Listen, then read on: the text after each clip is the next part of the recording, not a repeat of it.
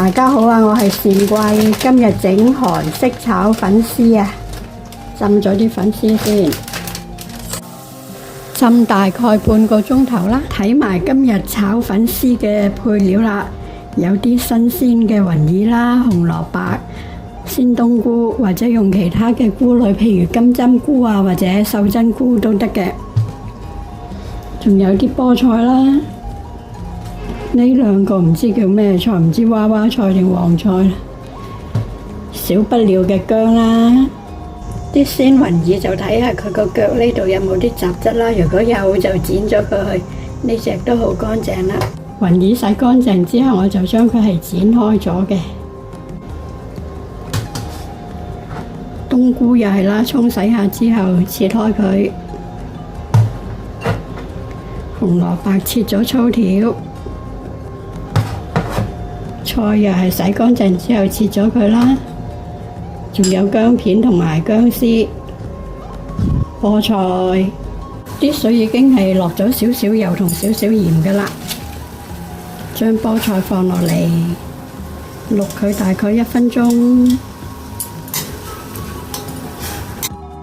將啲菠菜過下冷河，亦都可以預備一盆冰水嚟浸下啲菠菜嘅。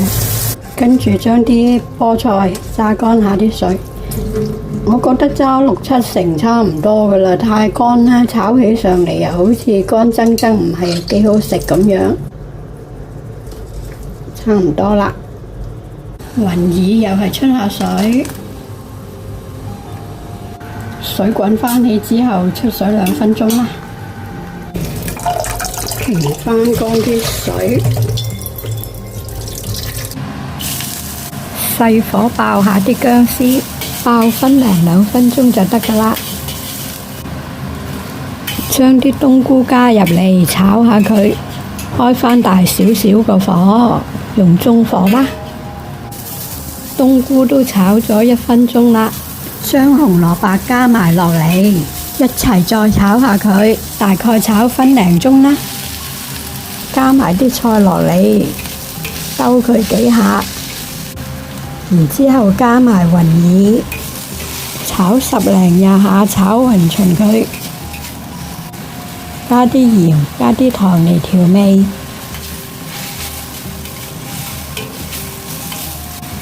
老人痴呆發作啊，唔記得咗啲菠菜，炒返勻勻之後就可以上碟備用啦。呢包係炒粉絲嘅醬汁啊，都係喺啲韓國食品嘅鋪頭度買得到噶啦，價錢都唔平噶，好似都要成10幾，差唔多20蚊一包，我都唔係好記得清楚啦。如果唔食五辛嘅朋友咧，呢隻醬汁就唔啱各位啦，因為佢有啲洋蔥嘅粉末啊，有大蒜啊咁嘅，同埋我自己炒過一次咧，嗰個味道又唔覺得佢係有咩特別咁好啦，總之都係鹹鹹甜甜咁樣啦。佢呢度有一樣比較我哋少用嘅咧，就係玉米糖漿，就係我手上呢支啦。呢度大概1湯匙嘅凍滾水，加咗1茶匙糖同埋少少鹽嘅，因為我係用原色嘅砂糖啊，所以啲糖溶咗之後啲水就黃黃地色咁啦。再加多大概1.5湯匙嘅豉油，同埋1湯匙嘅糖漿。粟米糖漿會令到個芡汁結身少少啦，同埋會有啲乾澤領身啲嘅。但係粟米糖漿對人嗰個健康又好似唔係幾好咁樣。粟米糖漿會令到我哋嘅血糖忽高忽低咁嘅，所以大家都係用返平時煮餸嘅糖啦。攪溶晒啲糖啊、鹽啊之後呢，就可以試下味，睇下啱唔啱自己嘅口味啦。唔啱就再逐少調節下啲糖鹽嘅份量。我食過嘅韓式炒粉絲呢，就係好甜嘅，佢個甜味係仲多過鹹味嘅，咁就各位因應自己嘅口味嚟到調整啦。我將浸咗半個鐘頭嘅韓式粉絲剪短咗啊，水滾咗放啲粉絲落嚟煮，加返少少鹽，等佢有啲味。粉絲煮6分鐘就得噶啦。煮好之後倒落個燒雞度，隔咗啲水就可以即刻攞嚟炒，千祈唔好擺得太耐先炒啊！而家見到呢兜粉絲係早幾日煮嘅，嗰次我係煮好晒啲粉絲，倒咗落個燒雞度擎水，然之後我先去切材料，先去炒材料，咁樣變咗啲粉絲喺個燒雞度一段時間之後，佢又黐翻埋一嚿。雖然炒嘅時候佢會分翻開，但係感覺上都好似唔係幾好咁樣。